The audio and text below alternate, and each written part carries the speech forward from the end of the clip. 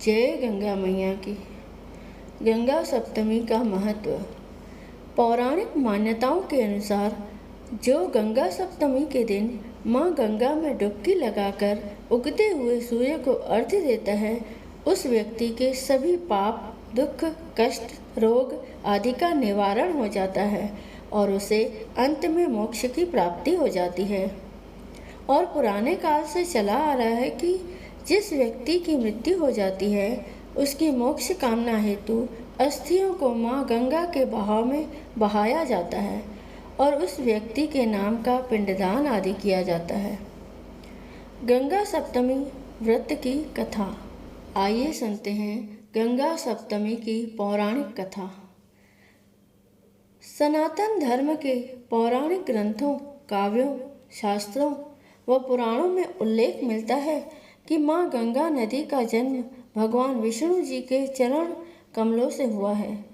दूसरा, कई जगह यह भी उल्लेख मिलता है कि माता गंगा की उत्पत्ति भगवान ब्रह्मा जी के कमंडल से हुआ है। पर आपको हम गंगा सप्तमी व्रत की कथा बता रहे हैं, जो पौराणिक कथाओं पर आधारित है। मान्यताओं के अनुसार माँ गंगा ने इस धरती पर पुनः कोसल नामक स्थान पर जन्म लिया था। उस समय अयोध्या के राजा भागीरथ बहुत बड़े व प्रतापी शासक थे, पर वो अपने पूर्वजों को मुक्ति दिलाना चाहते थे। उसके लिए उन्होंने बहुत कठिनाइयों का सामना करना पड़ रहा था। अंत में वो एक महर्षि के पास जाकर बोले कि महात्मा, आप ही कुछ उपाय बताइए जिससे मैं अपने सभी पूर्वजों की आत्मा को शांति दिलाकर उन्हें मुक्ति दिला सकूं। महर्षि ने कहा, हे राजन, तुम देवताओं के पास जाकर उनकी मुक्ति का मार्ग पूछो, वो ही तुम्हें बता सकते हैं। उसके बाद राजा भागीरथ देवताओं के पास गया और सारी घटना सुनाई। तब देवताओं ने कहा कि केवल एक मार्ग है जिससे तुम्हारे पूर्वजों को मुक्ति मिल जाएगी, वो है माँ गंगा को धरती पर बुलाना। उसमें स्नान आदि करने से तुम्हारे पूर्वजों की आत्मा को शांति व मुक्ति मिल जाएगी। यह सुनकर राजा भागीरथ ने घोर तप किया। उसके इस तप से प्रसन्न होकर माता गंगा ने प्रकट होकर कहा कि हे राजन, मैं धरती पर आने के लिए तैयार हूँ, पर मेरा वेग इतना तेज है कि तुम उसे नहीं झेल सकते। जिसके बाद राजा ने भगवान शिव जी की तपस्या करी और उनको प्रसन्न किया। तब जाकर ब्रह्मा जी ने अपने कमंडल से माँ गंगा को छोड़ दिया और भगवान शिव जी ने अपनी जटाओं के अंदर उनके वेग को समा लिया।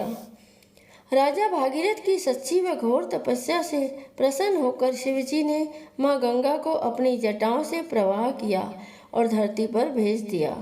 इस प्रकार माता गंगा नदी के रूप में भगवान शिव जी की जटाओं से जन्म लिया। इस दिन वैशाख मास की सप्तमी थी। उसी दिन से हर साल वैशाख सप्तमी तिथि को गंगा सप्तमी का त्यौहार मनाया जाता है। लेकिन फिर भी एक बड़ी दुविधा थी, क्योंकि गंगा का वेग इतना जबरदस्त था कि यह पृथ्वी को पूरी तरह से नष्ट कर सकता था।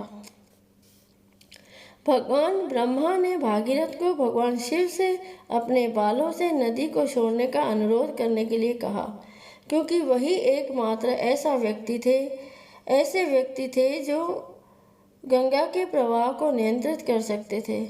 भागीरथ की भक्ति और सच्ची तपस्या के कारण भगवान शिव सहमत हुए और इस तरह गंगा ने पृथ्वी पर पुनर्जन्म लिया और उस दिन को अब गंगा सप्तमी के रूप में माना जाता है।